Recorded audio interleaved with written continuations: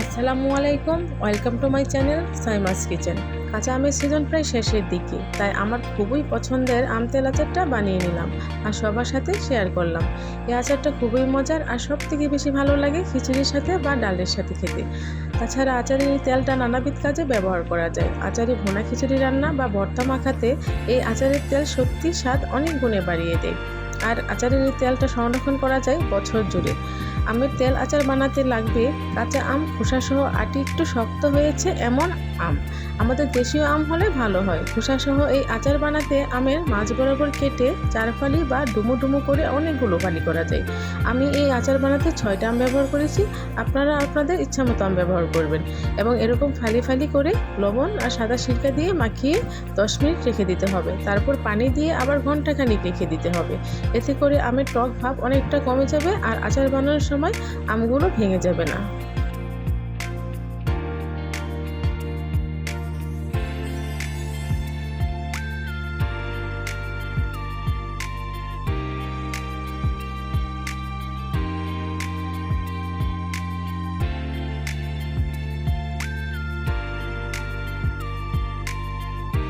ঘন্টাখানেক পর আমগুলো পানি থেকে তুলে নিব এবং অন্য একটা পাতিলে পানি গরম হতে দিব। পানি ফুটে এলে তাতে মিনিট খানেক আমের টুকরোগুলো সিদ্ধ করে নিব, তবে বেশি সিদ্ধ করা যাবে না, তাতে আচার বানানোর সময় আমগুলো ভেঙে যাবে।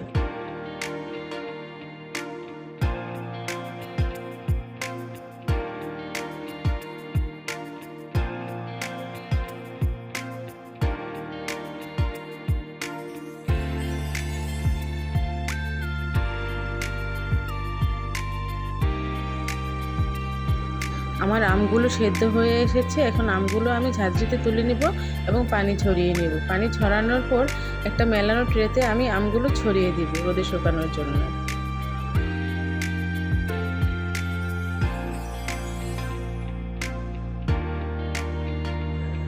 এবার আচারের জন্য একটা মশলার পেস্ট তৈরি করে নেব। সেজন্য আমি যে পরিমাণ আম নিয়েছি তার পরিমাপে মশলাটা মিশিয়ে নেব। এজন্য আমার যা যা লাগবে তা হলো 2 টেবিল চামচ পাঁচফোড়ন গুঁড়ো,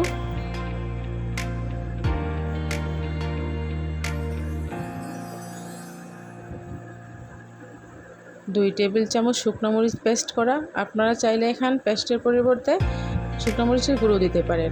এখন দিয়ে দিলাম 2 টেবিল চামচ রসুন বাটা,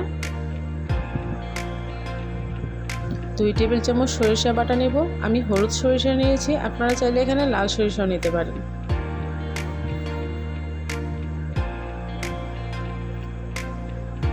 স্বাদ মতো লবণ দিয়ে দিব।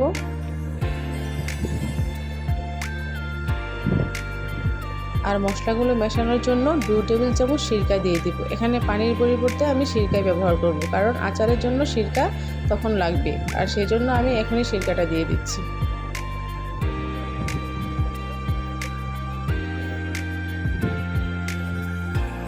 1 চামচ হলুদ দিয়ে দিব। মশলাগুলো মিশিয়ে নেব।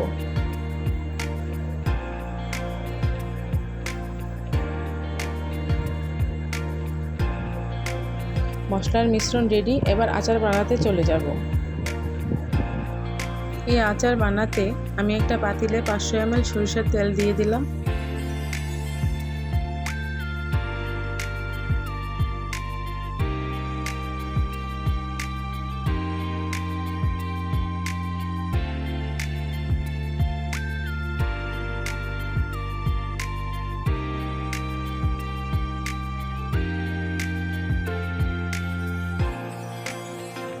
তেল হালকা গরম হতে থাকবে।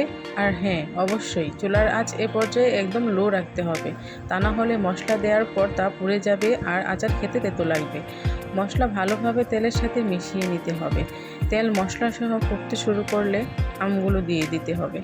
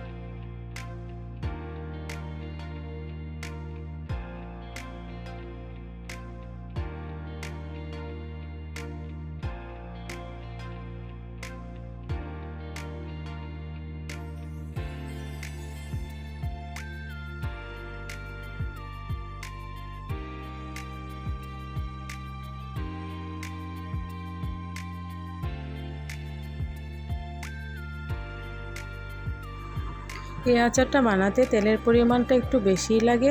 যেহেতু আমি আম সেদ্ধ করে নিয়েছি আগেই, তাই তেল দেওয়ার পর খুব বেশি রান্নার প্রয়োজন নেই। শুধু মশলা ঢোকানোর জন্য মিনিট 7-8 জাল করলেই চলবে। আমগুলো ভালোভাবে মশলার সাথে মিশিয়ে এলে 1 চামচ চিনি অ্যাড করে দেব। এতে আচার মিষ্টি হবে না, তবে আচারের স্বাদ অনেকটা বেড়ে যাবে।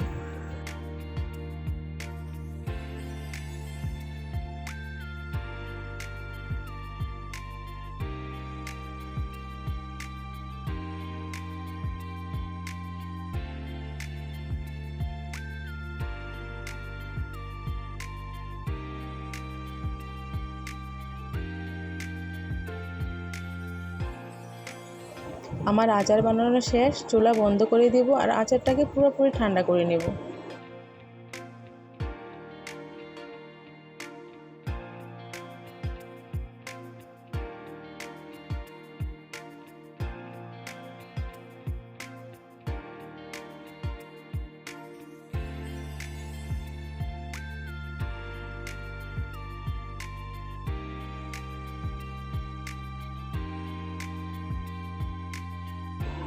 আচারটা ফ্রিজের বাইরে ভালো থাকবে বছরখানেক, চাইলে ফ্রিজেও রাখা যাবে। বাইরে রাখলে মাঝে মাঝে রোদে দিলে আচারে কোনো ফাঙ্গাস পড়বে না। আর হ্যাঁ, অবশ্যই লক্ষ্য রাখতে হবে আচারের তেলটা যেন আচারের উপরে থাকে, তাহলে আর ফাঙ্গাস পড়ার কোনো ভয় থাকবে না। আমার আচার তৈরি শেষ। ভিডিওটি কেমন লাগলো সবাই জানাবেন, এবং ভিডিওটি ভালো লাগলে লাইক ও কমেন্ট করবেন এবং আমার চ্যানেলটিকে সাবস্ক্রাইব করবেন। আল্লাহ হাফেজ।